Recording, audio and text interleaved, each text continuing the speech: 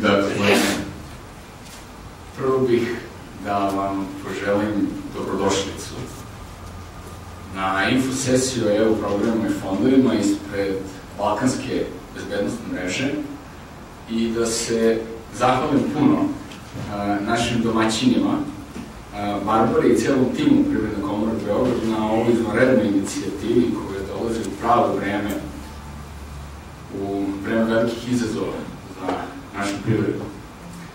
I već je oko, čini mi se u poslednjih mesec, dva, oko 100 ljudi prošlo kroz različite treninge koji daju prve rezultate. Moje ime je Boško Nektarijević. Vodim treninge i predavanja, sad će već nekih 10 godina, krenuo sam 90-ih, od 2002. sam predavao na Briselskom univerzitetu i radio sam sa najrazličitijim organizacijama i timovima gotovo svuda po svetu.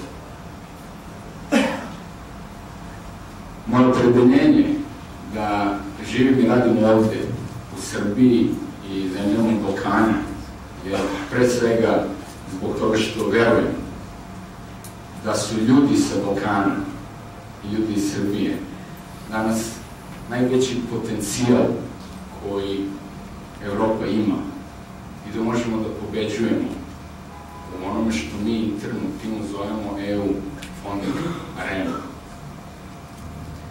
Neki od nas iz našeg networka i neki od vas već daju izvrsne rezultate. Naša današnja agenda je prilično izazovna. U narednoj sesiji pomoći ćemo vam da steknete jednu jasniju orijentaciju u EU fonding areni. Kako rade EU programi i koji su to koraci u procesu razvoja predloga projekata koji vode do kvalitetnih i uspešnih rezultata. Zatim ćemo imati orijentaciju u FP7, to je okvirni program prvenstveno namenjen za naučno-istraživački rad, ali podrazumeva jako učešće privrede i srednjih i malih preduzeća. A verujem po registracijama da je najveći broj vas danas iz srednjih i malih preduzeća ili iz naučno-istraživačkih institucija. Dakle, ćemo tome posvetiti malo više pažnje.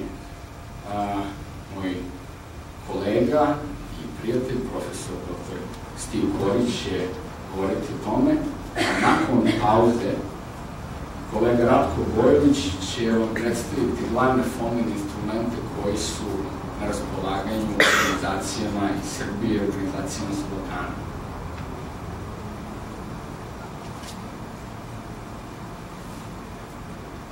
Onoliko koliko mi vreme dozvoli. U narednih 50 minuta u sledećoj sesiji probat ću da odgovorim na ključne pitanja učesnika infosesije koje smo do sada dobili. Dakle, zašto nam Evropska unija daje novac i zašto ulaže bespovratne donacije u vaše projekte? Kako rade Evropski fonding program? Šta to sve možete da finansirate kroz EU fondove? Zato što ponekad EU fondovi i nisu najbolji izbor za finansiranje vaših projektnih inicijativa. Dakle, važno je znati kada ići ka EU programima i fondovima, a kada ne. Gde da nađete konkurse, kako da razumete projektnu dokumentaciju, konkursnu dokumentaciju i pripremite uspešan predlog projekta. Vratit ćemo posebno pažnju na metodologiju koju zovemo Evaluation Oriented Project Proposal Development, koju mi inače u timu koristimo i koja bi trebalo da vam omogući da dobijete maksimalan broj poena od strane evaluatora. Zatim, nešto što je često problem za naše organizacije, a to je da pronađu konzorcijum za EU projekte i kako da se priključite konzorcijumu i kako da nađete partnera. I na kraju, nekoliko saveta koje su to dobre, to jest najbolje prakse koje smo mi do sada videli u regionu i koje su to tipične greške koje naše organizacije najčešće prave.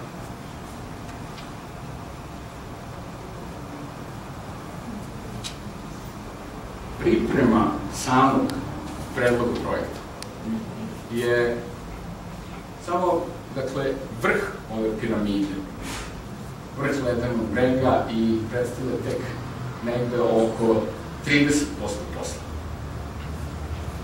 Sa kolegama u timu ćemo ponekad da imamo diskusiju da li je to možda i manje, da li je 20 ili 25% posla.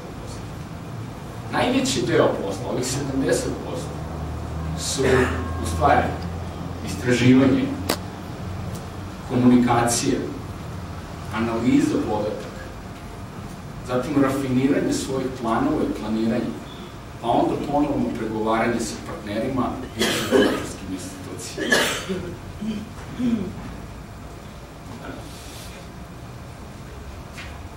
Svaka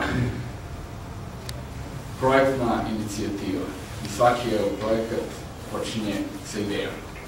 Te ideje najčešće su inspirisane nekom prilikom za tržišni razvoj, kada organizacija uvidi da može da izađe na novo tržište, da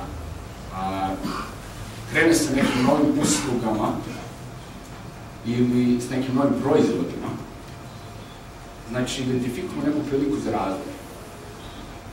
Zatim, ako smo uvideli neki problem, recimo u regulativi, zakonskoj regulativi u onoj oblasti kojom se bavimo, da nešto treba da bude napređeno, da bi ceo sektor imao koristi od toga.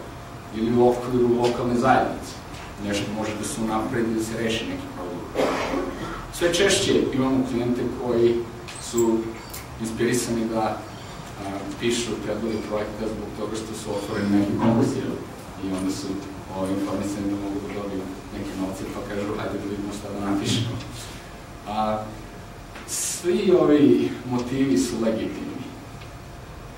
Međutim, ovo je moment kada se često već dešava i prva greška.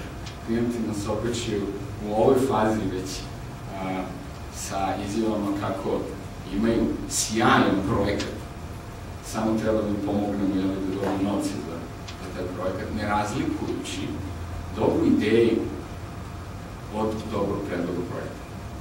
Ono što razlikuje dobru ideju, makar ona bila i tržišno primenjiva, makar bi mogli da finansirate na tržišnim osnovama svoje ideje, to ne mora da znači da je to dobra projektna ideja za EU programe fondove.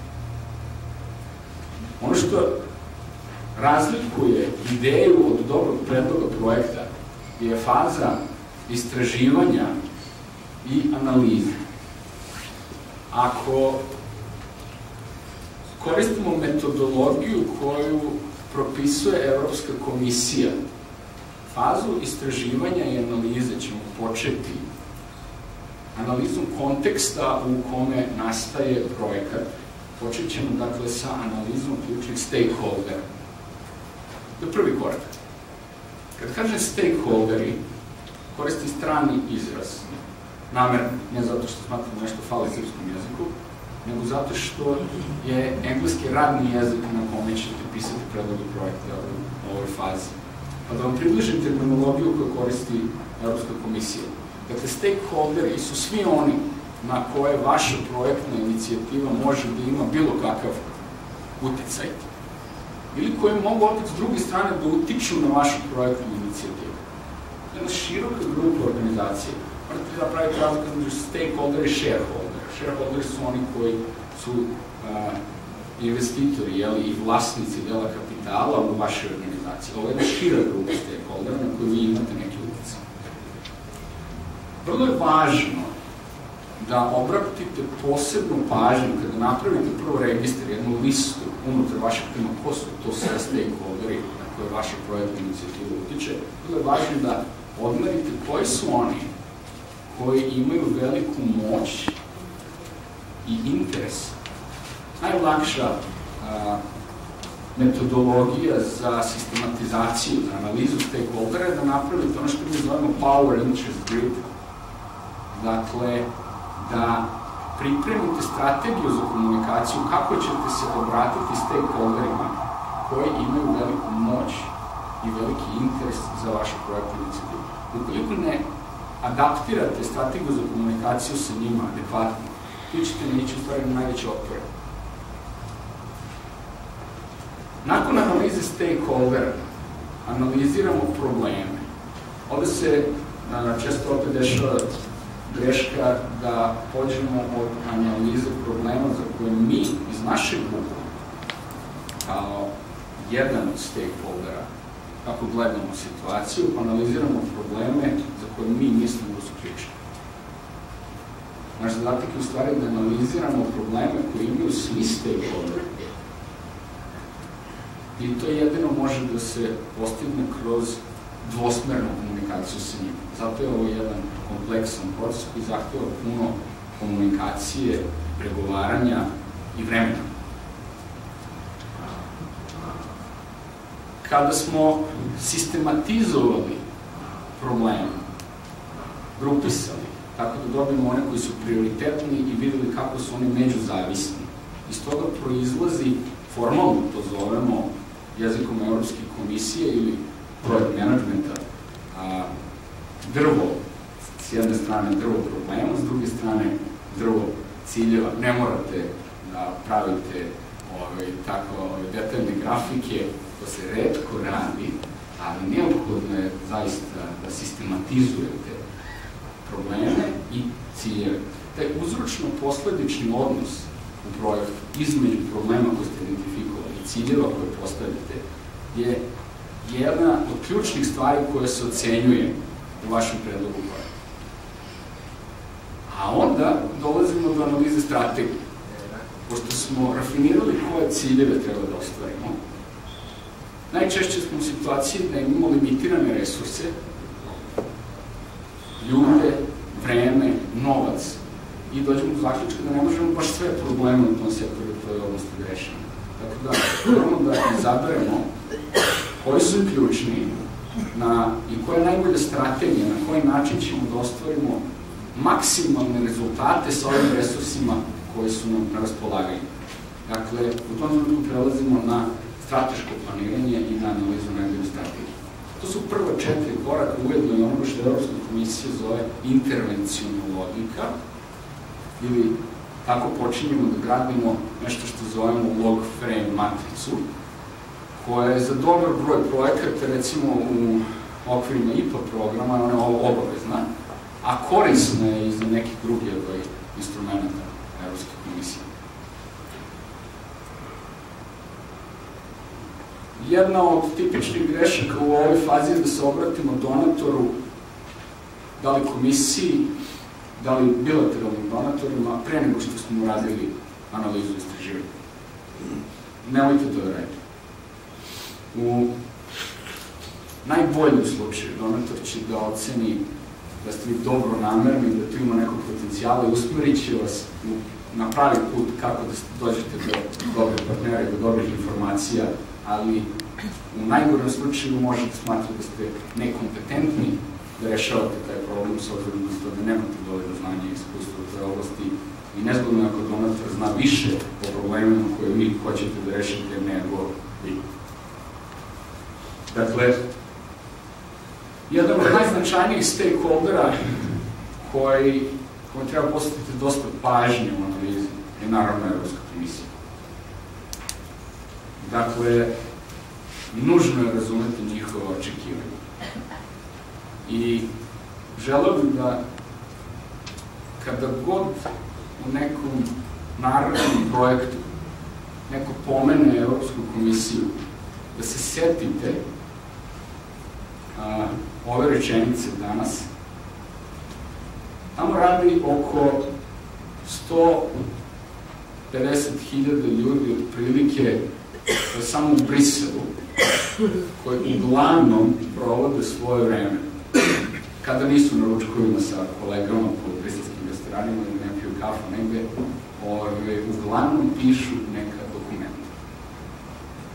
To je birokratski aparat i oni su za to jako dobro plaćeni. Znači, od 15 do 50.000 € mesečno, i oni jako zbog toga vole svoje dokumenta. Dakle, kada pomislite na Evropsku komisiju, setite se ovoga. Evropska komisija voli svoje dokumenta. Ti ljudi ih ponekad znaju napamet, oni od toga žive. Oni znaju da citiraju svaku rečenicu koja stoji u dokumentu. Birokratija. Dakle, analizu Evropske komisije, njihovih očekivanja i procedura, počinjemo da radimo analizu dokumenta. Moramo da pročitamo referentne dokumente. Koja su to dokumenta, odakle krećemo? Krećemo najčešće, koristeći ovu metodologiju koju danas na neki način približavamo u ovim osnovnim crtama, krećemo od analize evropskih politika. To su dokumente na najvišem nivou, u kojima su definisani ciljevi. Šta Evropska unija hoće da ostvari u nekom sektoru? Bilo to poljoprivreda, bilo to zdravstvo, znači, nužno je da pogledate šta to Evropska komisija ima za cilj da ostvari u vašem sektoru, ono čim se bavi. Pa ispod toga, onda analiziramo dokumenta na regionalnom nivou. Ako postoji neka regionalna organizacija koja se bavi vašom oblasti, da vidimo šta su to oni predvideli da urade u narednih godinu, 2, 3 ili u tom periodu kada vi želite da implementirate projekte. Ispod toga se spuštamo na nacionalni nivo. Nužno je da pročitate sektorske strategije, to su vladini dokumenti koje su naše ministarstva i koje su vlada donala, naći ćete ih na sajtu vlade, koje je vlada predvidela, dakle šta su ciljevi vlade u vašoj oblasti. Jer nijedan evropski projekat ne može da bude suprotan sa ovim ciljevima i ujedno tu su neke od vladine strategije koje se protežu kroz sve programe, dakle, kao što su strategija za evropske integracije, za smanjenje siromaštva i tako dalje. To moramo da uzmemo obzir. I na kraju analiziramo projektnu dokumentaciju, dakle, sam konkurs, guidelines for applicants, instrukcije za aplikante i šta su to drugi radili u našoj oblasti. Vrlo verovatno niste vi prvi koji ste se setili u toj oblasti nešto da pokrenete. Verovatno je neko pre vas nešto radio. Možda ne pod okriljem Evropske komisije. Najčešće jeste. Najčešće ćete vidjeti da je bilo projekata koje Evropska komisija finansirala već u vašem sektoru. Ali i Svetska banka i Ujedinjene nacije i drugi veliki donatori teže da harmonizuju svoj nastav u regionu i teže da rade zajedno u sinergiji. Dakle, nužno je da pogledate ko je do sada nešto radio, ko je bio finansiran i šta je postigao. Ako je uradio nešto dobro, onda treba da nadogradimo nad onim što je on radio i da koristimo to kao dobru praksu, da se pozovemo na dosadašnje rezultate. Ako nije radio dobro, onda moramo da demonstriramo da jasno znamo zašto nije to bilo uspešno i kako će naš projekat bude uspešniji i kako će da popravi te loše rezultate. Evropska komisija zahteva od vas da radite u partnerstvu za najveći broj programa. Vidjet ćete da su partnerstva nužna, što je logično, zato što je malo verovatno da neke veće rezultate u vašim sektorima koji se bavite možete da ostavite sami. Morate raditi u partnerstvima ako želite da donosite odluke i pravite promene koje će imati neke šire društvene posledice, što je najčešće slučaj sa velikim projektima. Kada biramo partnere, možemo da krenemo racionalno, da analiziramo ko su one organizacije koje su nama nužne da rešimo neki problem ili ostvarimo neki cilj. Uzet ću na primer da hoćemo da sprovedemo projekat u nekoj opštini u Srbiji, dve opštine u Srbiji i da želimo da zaposlimo određeni broj ljudi. Jedan od glavnih stakeholdera koji se bavi zapošljavanjem ljudi je Nacionalna agencija za zapošljavanje, pa onda moramo da pogledamo šta su onda oni planirali da rade te dve opštine, da li imaju neki plan i možemo da ih uključimo. Ili bar da pomognemo nekim njihovim ciljevima. Znači, to je jedan način. Drugi način koji vam mi preporučujemo, ili koji je neka naša praksa, to je the best strategija. Jako jednostavno. To je birajte najbolje. Birajte one eksperte, birajte one organizacije koje su se dokazali i koje imaju najbolje reference. Ako ne možete da angažujete neke od najboljih stručnjaka, zato što ponekad su njihove dnevnice skupe, a najčešće zato što nema vremena.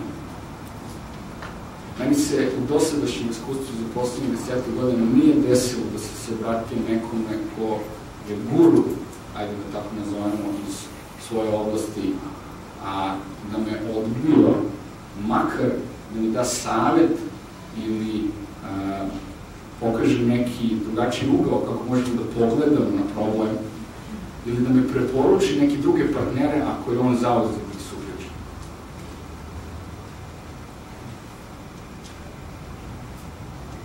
Često nam se dešava da klijenti kada pročitaju konkursnu dokumentaciju da moraju da rade u partnerstvu.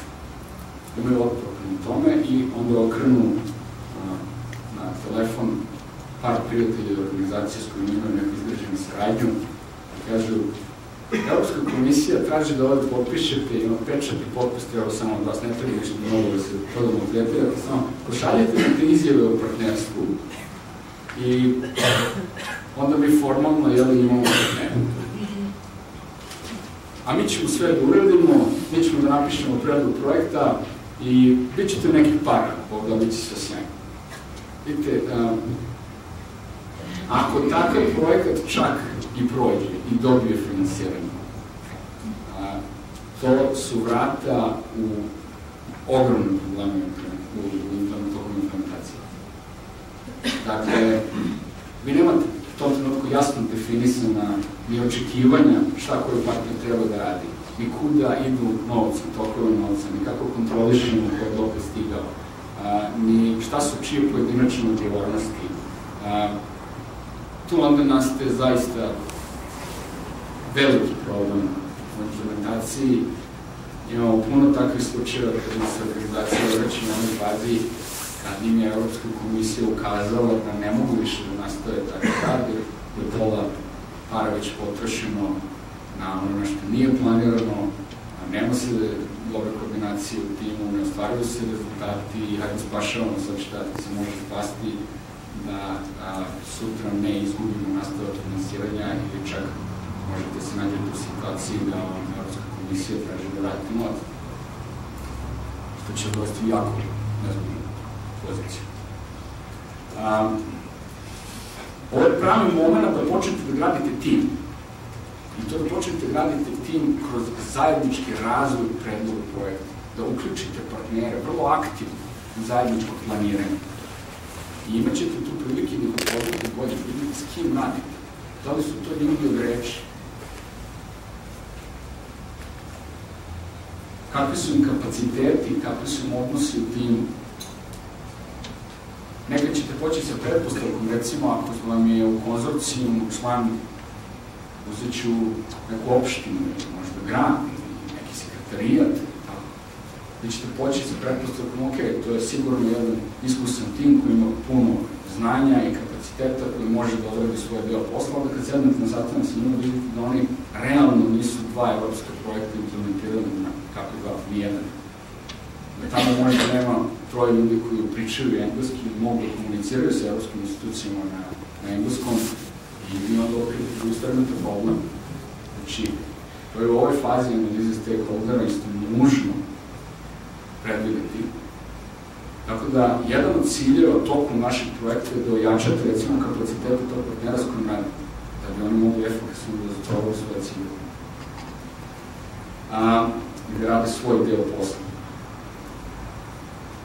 Sa leve strane vi vidite, dakle, ovaj tehnički deo pripremnog predloga projekta. Znači, prošao sam kroz osnove ovog tehničkog dela, a to je prikupljanje referentnih dokumenta, prikupljamo ih i stvaramo nešto što mi zovemo Project Environment Folder, a onda ih analiziramo i od toga gradimo background dokument, to je nekih 80% projekta, gde kopiramo sve relevantne podatke iz ovih dokumenta i ako zamislite projekat kao da gradimo kuću ili zgradu, onda je ovaj proces u stvari vam omogućio jedno stolište građevinskog materijala gde vi već imate sve što vam je potrebno da sklopite projekat. Sa desne strane je ono što je soft skills, znači ono što spada više u komunikaciju, savremeni termin od lobiranja danas u briefsilu i briefinzi, ali to sve spada pod okvir lobiranja. Dakle, proces kada treba da identifikujete ko su oni koji odlučuju o tome da li ćete dobiti novac za vašu projektnu inicijativu. Danas neću imati vremena puno da posvetim tome. Imamo još nekih možda 25 minuta. A za jednu detaljniju priču o procesu lobiranja i strategijama komunikacije kako zgraditi odnose sa ljudima iz Evropske komisije, bi treba najmanje jednu nazvu. Međutim, skrenut ćemo pažnju, znači nije to ni tako kompleksno, ni tako teško kao što može da zvuči na prvi pogled.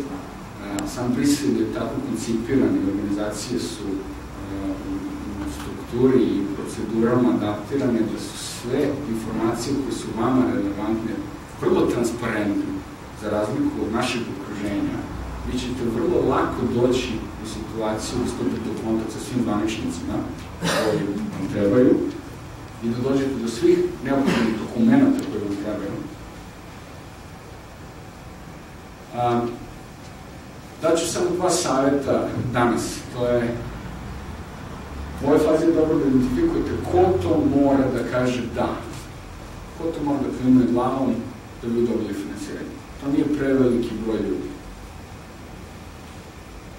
To je najčešće 5 do 10 ljudi koji moraju da kažu mi preporučujemo da ovaj projekat bude finansiran.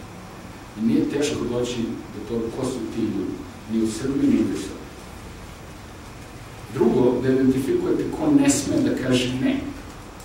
Obično su to oko ovih ljudi koji donose odluke i oni su najčešće predstavnici nekih interesnih grupa. Dakle, obično su to ljudi srodnih institucija, kod nas često i srodnih partija ili nije važno, ali ni do toga nije teško doći. Ko je tu koga postavio i ko je interesni grup. To je nužan deo procesa, znate s kim radite i šta su njihovi interesi. I nije ovo lobiranje ništa ni tajno, ni nelegalno, ni misterno.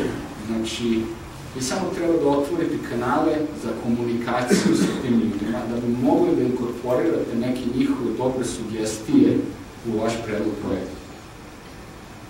Da nemate otpor prema vašoj inicijativi.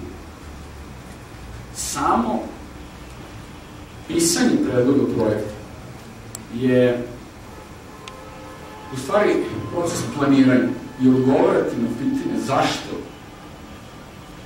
hoćete da pokrenete tu inicijativu i da potrošite taj novac, vreme, resurse. Šta to konkretno i tačno hoćete da postignete? Pa onda kako ćete to da uraditi? Pa onda ko će to da radi, kada i kako merimo napredak?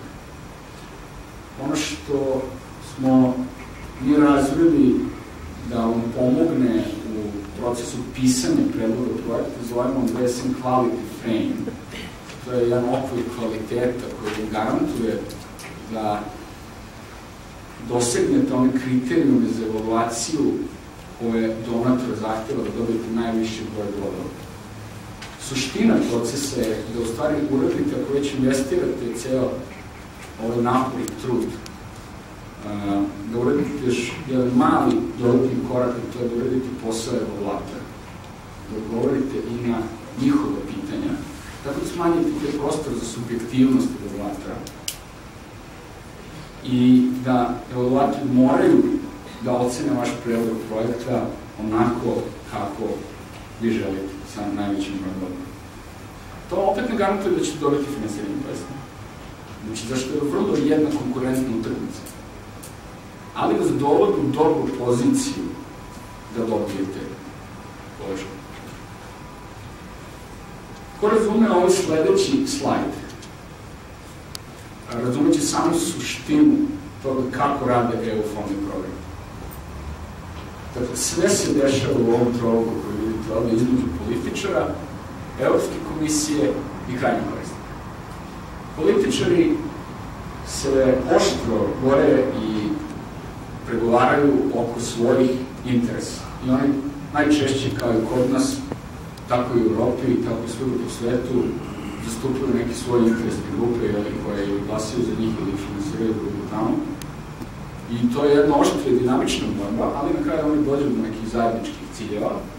Šta to Evropska unija želi da ostvari u nekom narednom periodu i nastaju treaties, ugovori i iz njih i evropske politike, sektorske politike. Zatim Evropska komisija kao izvršni organ treba da sprovede te ciljeve koje su se političari dogovorili u delu. I oni imaju na raspolaganju i zakonsku regulativu, to je obavezujući pravila. Naprimjer, ako ćete da izvozite u Evropsku uniju, morate imati CE marking, to je tako, regulativa, neki standard. Ili imaju drugu grupu instrumenta, to je ovo čime se danas bavimo, to su fondni programi, gde oni imaju na raspolaganju velike svote novca koji vama stave na raspolaganje, ali od vas očekuju da predložite u svojim predlozima projekata, u svojim projektima kako ćete da implementirate, da ostvarite ciljeve evropskih politika. I to je sama suština. Ponovit ću još jednu ovu rečenicu, mislim da je jako značajno za vas.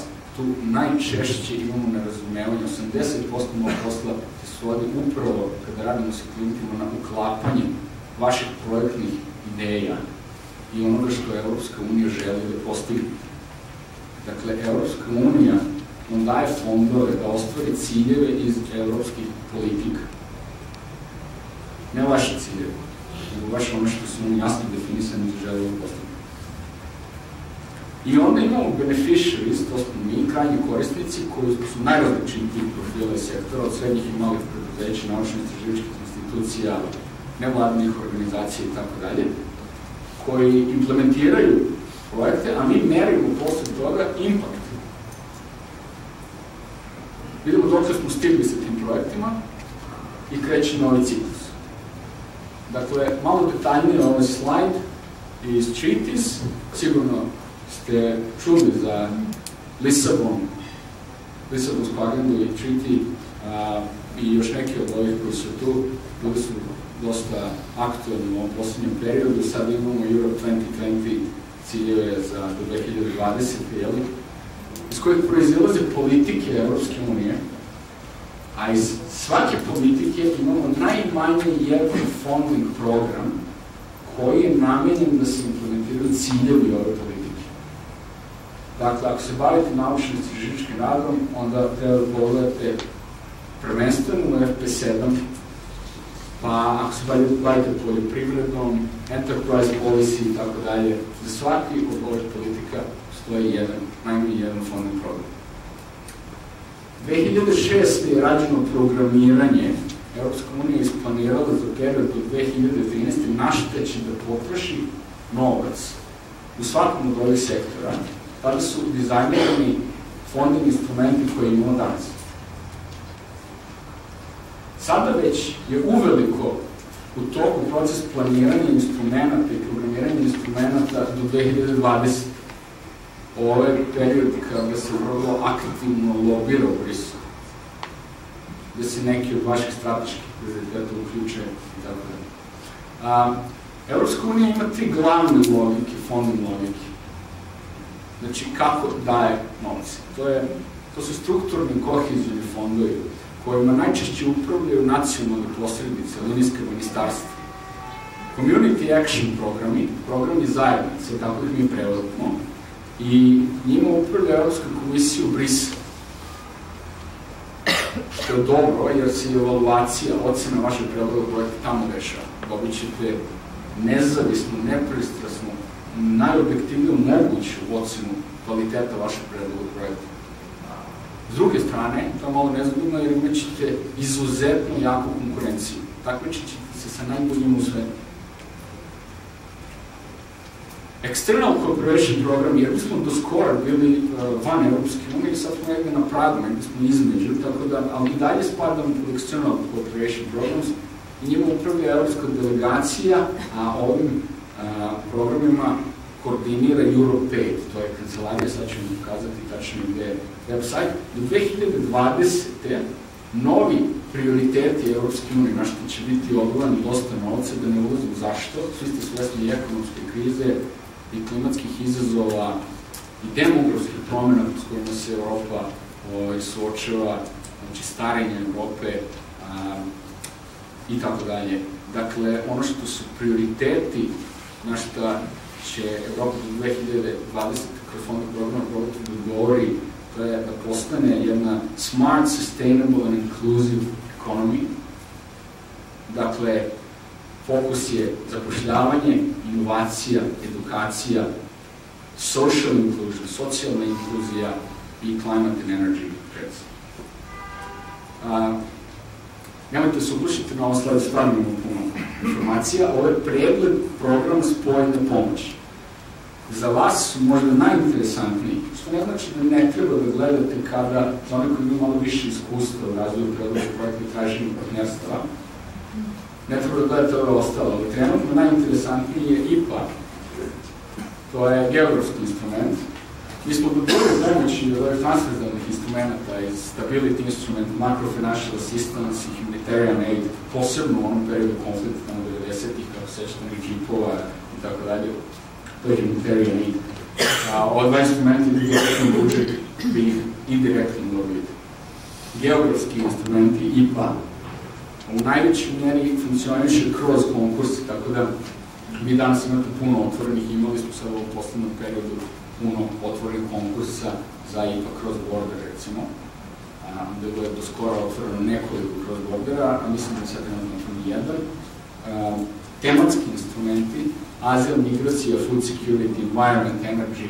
Najviše novca smo do sada povukli iz Instrument for Democracy and Human Rights, zato što su ciljevi u našem procesu približenja poklapali sa ciljevima ovog instrumenta, da smo onda mogli da razvijamo projekte u tom pravcu i da povlačimo novce koristeći ovaj fond.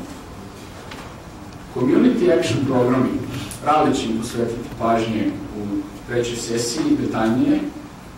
Spisak svih programa smo napravili na www.eufunds.info i tu su svi programi koji su na raspolaganju za Srbiju, za Balkan i za zemlje kandidate.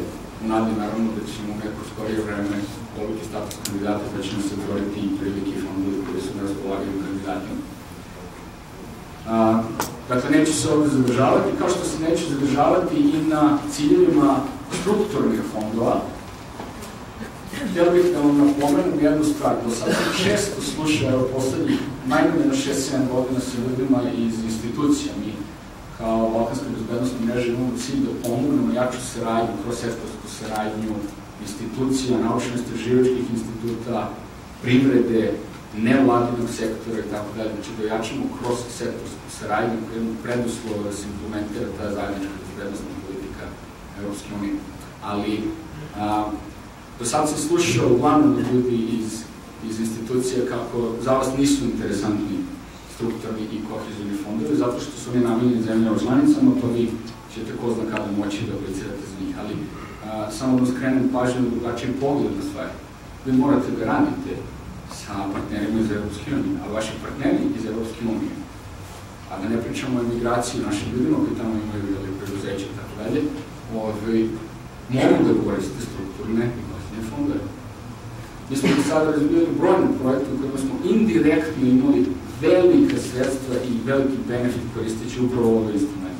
Ne kao mi direktno kao aplikant, ali naš partner iz konzorcijuma je aplikant, a mi indirektno da koristimo ta sredstva. Dakle, treba i u tom pravcu da razmišljamo. I došli smo do konkursa. Dakle, kada se objavi konkurs, svi od ovih instrumenta imaju više načina kako se implementiraju. Znači, nisu uvek konkursi način na koji se dodeljuju sredstva, ali za vas je ovo glavni izvor sredstava i kada se objavi konkurs ima nekoliko, ima zatvorenih, otvorenih, nisam htjela da vas opterećujem sa stvarima koje ćete retko viđati, najčešće ćete imati ove open, otvorene i javne konkurse, znači, koji podrazumevaju da vam Evropska komisija stavlja na raspolaganje sledeće informacije, a to je ko ima pravo da aplicira za fondove, zatim u kojim geografskim zonama i na osnovu čega možete budete isključeni. Posebno važno, objectives of the call.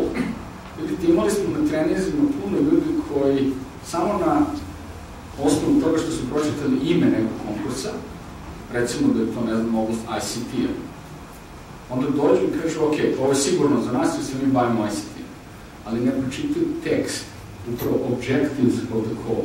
Tu će vam Evropska komisija jasno reći šta oni žele da postignu u oblasti ICT-a. Nije svaka ideja da došla, da baš ono što vodi ka njihovu inicijativu. Types of expected actions. Dakle, oni vam ponude i šta konkretno u smislu aktivnosti oni predlažu i smatraju da je najbolje i da žele da finansiraju. Pa onda totalni budžet, pa maksimalan ili minimalan zahtev za kofinansiranje koje vi tražite od njih, vi ćete morati da učestvujete jednim delom sa vašim sredstvima u projektu. To može da varira, može da bude 10, 15%, 50% i tako dalje, u zavisnosti od programa i u zavisnosti od konkursa. Za nevladine organizacije, na primjer, koje u proseku imaju u Srbiji o 2 zaposlena, mislim da je to analiza poslednje koju smo imali, i ta 2 zaposlena su negde u rangu veličine, znači plata je negde oko minimalce ili možda malo iznad. Pa ako je to kofinansiranje na nivou malog projekta, između 50 i 150 hiljada evra za godinu dana, ako je to kofinansiranje čak i tih 10%, to onda dovodi jednu nevladnu organizaciju u poziciju, znači da treba da izdvoji između 10 i 15 hiljada evra, jeli? Odakle? Tako da su tu do sada tražili neka kreativna rešenja od strane delegacije, izlazilo se u susret da se to kofinansiranje na neki drugi način obezbedi kroz plate, rad i tako dalje, bilo je tu do sada razumevanje dosta i ovo smo prevazilazili uspešno ove izazove kofinansiranja. U privredi, opet s druge strane, stvari malo kompleksnije, posebno ako vi idete ka projektima i vi se bavite nečem što je tržišno orijentisano i profitno orijentisano, vi iz evropskih fondova ne možete da imate profit, vi možete da postanete konkurentniji, da razvijete nove inovativne proizvode, da ojačate svoju poziciju na tržištu, ali taj novac koji ćete dobiti od komisije izvesno ne može da dođe u vaš operativni kapital i ne može da se troši van onih okvira zašto je projekat namenjen i sigurno ne može da prenese vašem profitu. Ne u ovom kratkoročnom smislu, znači dugoročno da. Tako da je i tu su isto pravila za kofinansiranje malo više, znači češće će privreda morati da kofinansira otprilike nekih između 20, 30 do 50% projekta. Deadlines for submitting the proposal. Ovo je jako važno. Videli ste one faze i one korake kroz koje smo prošli malo pre. Kada mi pričamo unutar tima koliko to traje obično, ako su veći projekti u pitanju, nešto što prelazi tih 150, 200, 300 hiljada eura po godinu dana. Znači, pričamo o nečemu što je bliže milionu ili više miliona eura. Proces planiranja, istraživanja, analize je neozbiljno posmatrati, znači, i planirati ispod nekih 6 do 8 meseci. Jedan primer koji sa kolegom sad diskutujemo ovih dana pripreme jednog predloga projekta koji traje već nekih 11 meseci. If I'm correct, still this will be close to 11 months. Dakle, to su sve neophodni koraci, ti će možda malo detaljnije da priča o tome s kojim morate da pođete da bi vaš projekat bio konkurentni, da imali šanse da dobijete demonce. Ono na što ću posebno da vam skrenem pažnju, to su selection criteria and allocation criteria. U tekstu konkursa ćete naći selection criteria and allocation criteria. Šta je to? To su pitanja na osnovu kojih će evaluatori da ocene vaš predlog projekta. Znači, one su vam date od strane komisije. Ukoliko nisu, vi imate pravo da pitate dole, imate source of information, koga da kontaktirate, kako će da budu selection and allocation criteria, na osnovu čega vi ocenjujete naše predloge projekta. Su obavezne, transparentne informacije. Šta se očekuje od vas konkretno? Najčešće, uzeo sam primer dokumenta koji su tu za IPU, recimo, ali ovo je najčešće ono što će da očekuje Evropska komisija da pripremite. To je concept note, kratak sižet projekta koji će da bude oko 4 strane u proseku, application form, koji je za IPU nešto manje nego za FP7. Recimo, za IPU će to da vam uzme nekih 40 strana, a za FP7 može da vam uzme recimo oko 70 i 130 strana. Kasnije će kolega možda da nam pokaže jedan primer projekta da vidite otprilike kako je to strukturirano, kako izgleda. Partnership statements, project budget, naravno budžet projekta, statements of the applicant, supporting documents, jako važno. To su, dakle, statut, bilansi stanja uspeha poslednjih 3 godine i to se elektronski za najveći broj projekta sada predaje, što ako je FP7, onda ćete imati EPS, ako su projekti koji su u okviru nevladinog sektora, IP600, vi ćete PADOR sistem. Dakle, odvojite jedno nedelju dana, ako niste registrovani u PADOR-u, da pripremite dokumenta i da se registrujete tamo. Ne zato što je to Bog zna kako komplikovan posao, znači, nego zato što je tehnički, odnosno fizički uzima vreme, da se odgovori na ta pitanja, da se prevedu dokumenti, da se tamo skeniraju, da se pošalju, popune formulari, pa onda negde zapnemo, pa nam treba izveštaj računovodstva i tako dalje. Znači, planirajte to jedno nedelju dana da dopišete. I često su obavezni i dokumenti koji vam pomažu u izradi predloga projekta, da bi monitor mogao da vidi da ste vi ovaj deo u fazu planiranja i analizu radili kako treba. I to su log frame, matrica, work breakdown structure, web struktura, PERT chart, Gantt chart, sva dokumenta koja inače koristimo u planiranju i projektnom managementu koji nam pomažu da jasno definišemo šta, ko, kad radi, kako merimo, koji su to zadaci koji vode do određenih aktivnosti, koje vode do određenih ciljeva i tako da. Dakle, ovo je kopirana tabela jednog od application form koji je trenutno je objavljen konkurs, znači i ovde je sadržaj iz Guidelines for Applicants iz application forma za IPA CBC koji je trenutno otvoren. Evo, čisto steknite znači uvid kako izgleda application form, to je jedan od ovih dokumenta koji se malo pre naveo, to je glavni dokument gde opisujete projekt. Znači, proći ćete kroz opis, description, title, location vaše akcije, cost of the action, and amount requested from the contracted authorities, objectives, ciljevi, relevance, značaj vaše akcije, to ono gde objašnjamo zašto to radimo, zašto je to značaj. Pa onda description of the action and its effectiveness, methodology, duration, and indicative action plan for implementing the action sustainability, održivost. Zato što često, dok traje finansiranje, mi imamo neke rezultate, a onda nestane finansiranja, kad prođe projekat i sve se vrati na ono kako je bilo ranije. I ono što je Evropska komisija danas, nakon brojnih primjera ovakvih situacija, u stvari zahtjeva od vas i na neki način da garantujete održivost, da nećemo ponovo pasti tamo da smo bili ranije, gde ćemo se održati na onom nivou, makar koji smo dosegli tokom projekta, a možda ostvarivati bolje rezultate kasnije. Logical framework, budget.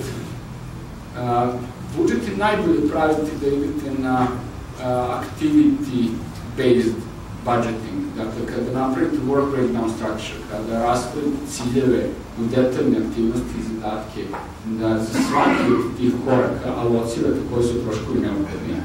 To vam omogućuje kasnije da bolje planirate i upravljate projektom, a s druge strane da bolje popunite sam formular, ono kako je Evropska komisija tražila da strukturirate budžet. Znači, imate sve podatke, možete lako ko sledu u kotkicama da se igrate, da ih adaptirate za onaj formular koji je vam potrebno. Zatim ide opis aplikanta, onoga ko podnosi predlog projekta i opis partnera.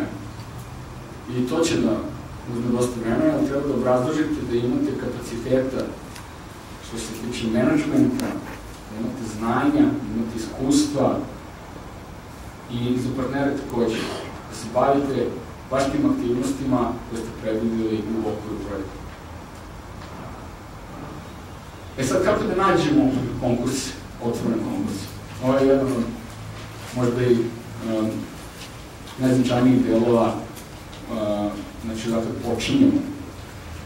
Otvorio sam nekoliko web sajteva i stavio sam ovde naznaku. Dobro mesto gde možete da počinete je ovaj EU Funds blog, sad ćemo pokažem, a onda sledi zaista pravi posao. Dakle, ako pogledate kako izgleda ovaj EU Funds blog, mi smo napravili pregled ovde, dakle, svih EU programa i fondova za kandidate za Srbiju, za Balkan i tako dalje, ali ja ću da vas usmerim da odete ovde, links. Imate open calls, kad kliknete vidjet ćete pregled u onoj meri u kojoj možemo da updateujemo, ali trudimo se da budemo u tom kontekstu odgovorni i da redovno updateujemo sve. Ovdje možete nađete koji su otvoreni konkursi za vas i koji su najatraktivniji. A ovde na links možete da vidite relevantne linkove za druge izvore informacija. Ima ih dosta.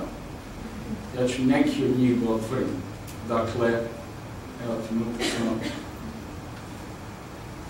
European Union Portal, glavni izvor informacije gde možete da vidite, to je centralni izvor informacije za Evropsku uniju, možete da vidite koje su to politike, koje su ciljevi evropske politike u vašem sektoru, koje su referentni dokumenti koje treba da uzmete ovdje prilikom razvoja predloga projekta, dok stvarate te folder projektnog izraženja, pravite background dokumenta.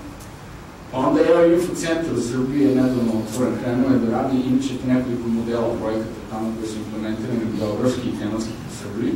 Nije loše, kažem, nije loše, znači lepo su krenuli. EuropeAid, sad ću da otvorim EuropeAid, zato što mislim da je ovo nešto što obavezno treba da pogledate, ovo je EuropeAid Search Engine.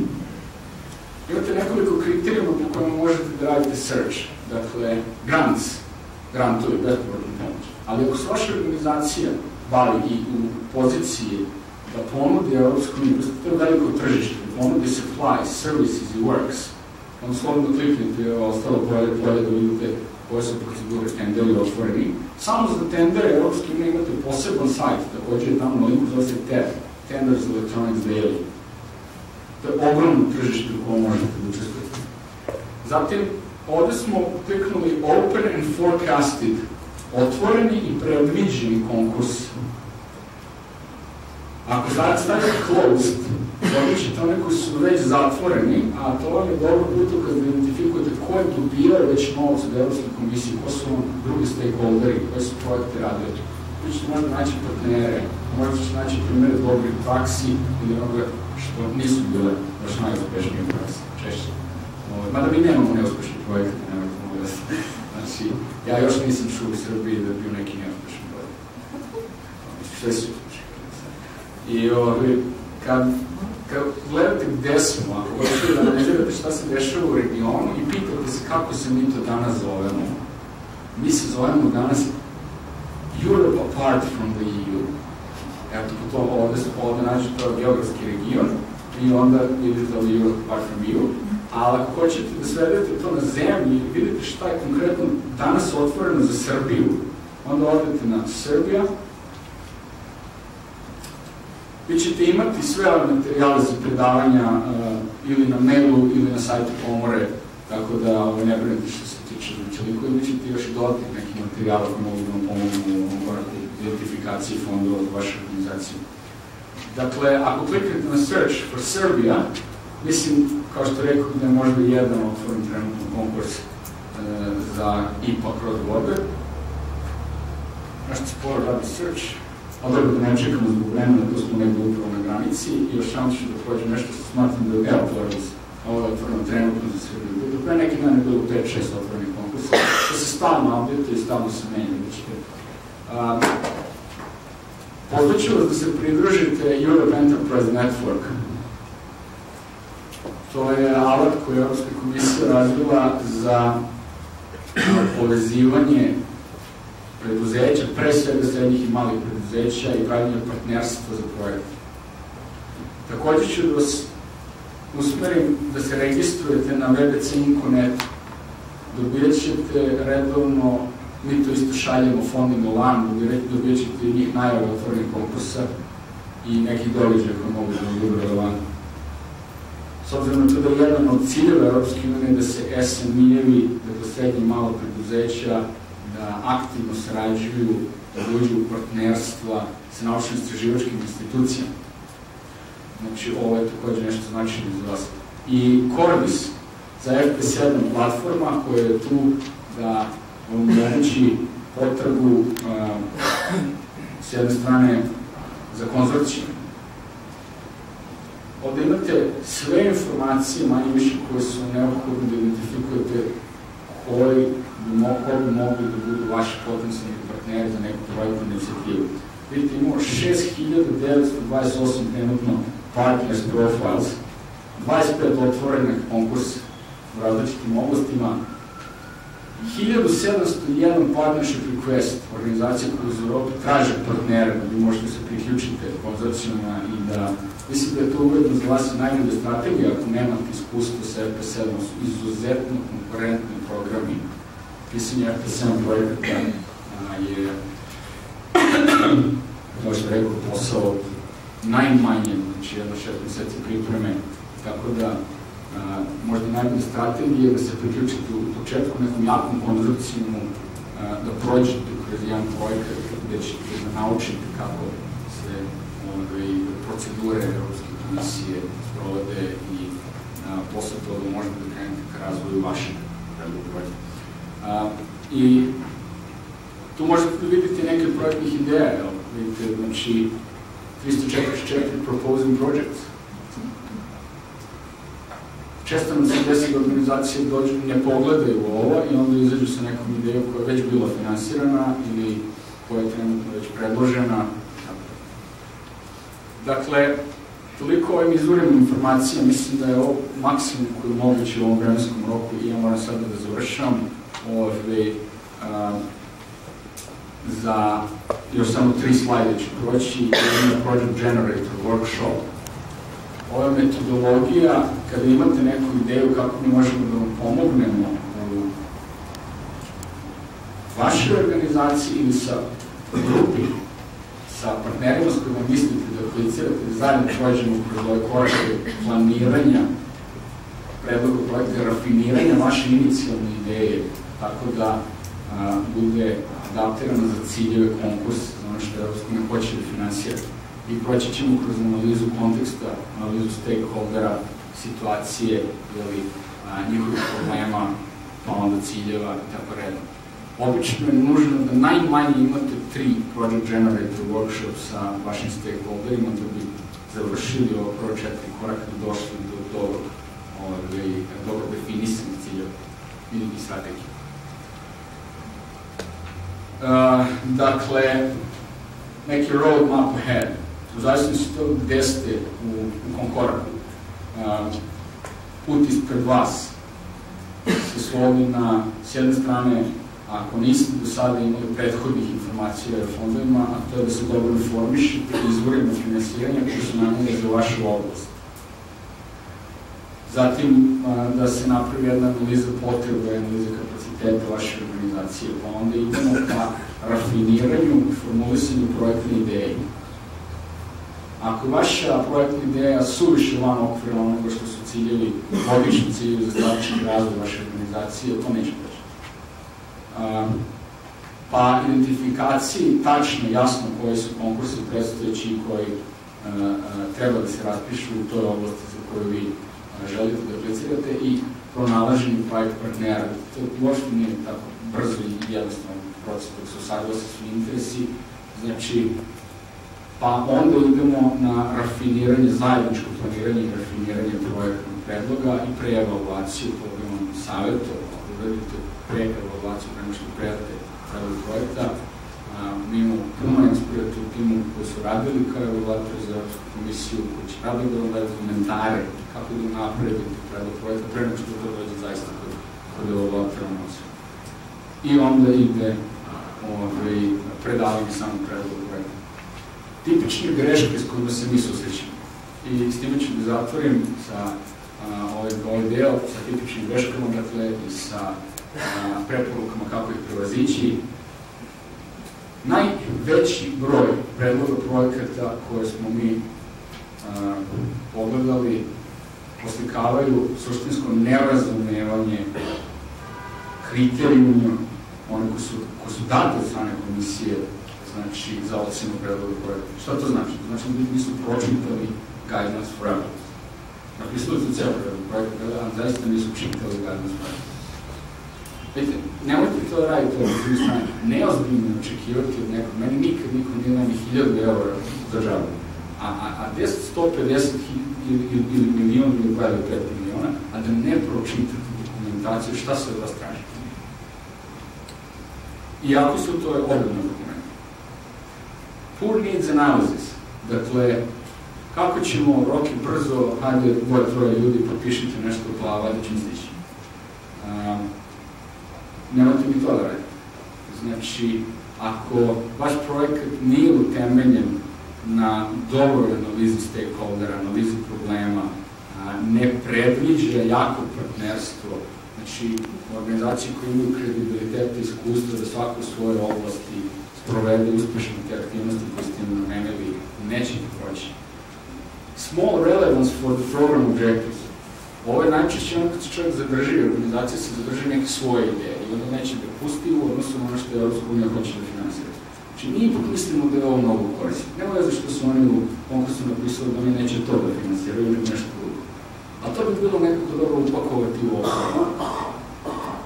Dobit ćete nizak relevans, on ne odgovora ciljevima onog što donate, a pošto je vrlo oštra konkurentna utakmica, bit će neko ko će da da predlog projekta koji tačno gađa one cilje koje Evropska komisija želi. Poor impact analysis. Vi sve napišete u tom smislu, znači mi imamo sjajnu ideju, ali ne pišete šta ćete da postignete tim. Zašto je to dobro korisno za donatore, za unapređenje implementacije evropske politike? Ako to nije jasno evaluatoru, i jasno obrazloženo, potrebno dokazima, on ne može da nagađa kako ćete efekt da ima. Nego će kaže, ok, ovo nije jasno različeno. Nedovoljno detaljno razložen plan aktivnosti i nedovoljno konzistentan tekst predloga projekta. Ako više ljudi u timu piše predlog projekta iz različitih organizacija ili iz različitih departmenta, pa ne usklaju. Ili nekako kad jedan čovjek piše, pa onda pošto radi to recimo par mjeseci, pa zaboraviš da je pisao pre 3 mjeseca. Desi i to. Neki preporuki za kraj ove sesije, dakle, odgovoriti na pitanje evaluatora. to vam je dato u konkursnoj dokumentaciji koje su pitanje evaluatora. Možete čak da nađete transparentno objavljeno čak i instrukcije za evaluatore. Ako dođete do tog dokumenta, isto nije loše da ga pročitate. I oni rade po nekim pravilima. Dakle, edukujte evaluatora. Za IPU mi ćemo često imati ljudi iz nacionalnih institucija, znači, ali u Evropskoj komisiji ćemo imati ljude iz različitih zemalja, koji možda baš i ne poznaju tako jasno kontekst i vaš pristup problemu.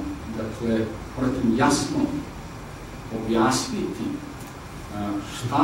zašto je to važno, kako vodi do rezultata, zašto je to najbolji način da se to uradi. Obezbedite merljive dokaze za svaku tvrdnju. Koristite referentne dokumente, to je proces prikupljanja, stvaranja project environment foldera i gledanog dokumenta.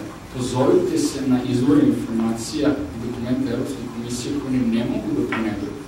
S druge strane, koristit ćete istu terminologiju koju ne razumem, jer neki od tih evaluatora isto tako neće imati engleski komentarni jezik. Znam se da ja probam na srpsku, da objasnim prevodu neku srpsku logiku, onda objasnim to na engleskom, prevedam onako u duhu srpskog jezika, a to čita neki Španac. Kako su šanse da će on baš da oceni to i da prepozna one ključne stvari koje se nam debaju? Znači, ako koristite izvorno referentnu dokumentaciju i onda koristite te reči, i te rečenice i pasuse, da se pozivate na njih, tako omogućujete da evaluator jasno razume to što pišete.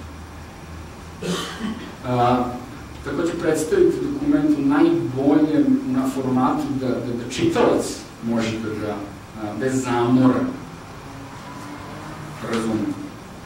Zato što će evaluatori najčešće imati vrlo malo vremena. Pre par dana smo bili u Briselu, radili smo na jednom treningu s jednom evaluatora koji je sada upravo angažovan u procesu ocene predloga projekata koji neki dolaze iz Srbije i kaže, naš tim ne može da posveti više kompletno ovoj dokumentaciji više od 40 minuta u proseku.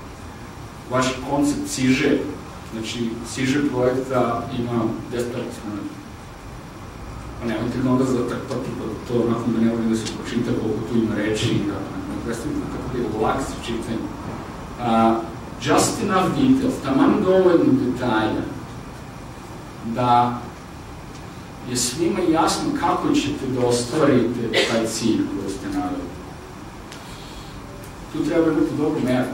Ako imate puno iskustva u toj oblasti, onda će evaluator možda da vam poveruje da to možete da uradite na pravi način, a da ne objašnjavate suviše detaljno. Ali ako prvi put nešto radite, onda ćete trebati da obradujete baš svaku aktivnost da opišete šta ste vi to planirali da uradite, da bi vam evaluator verovao i znate šta radite. I make sure to be consistent. Premašili sam nekih 10 minuta ove okvire koje sam imao. Mislim da ćemo tome dokrenuti sad u toku narednih sesija i zahvaljujem se na pažnji. And I would like to invite a colleague and a friend, Professor Dr. Steve Corey. He is the head of education and training in BSN to take the floor. Steve, would you please like to continue?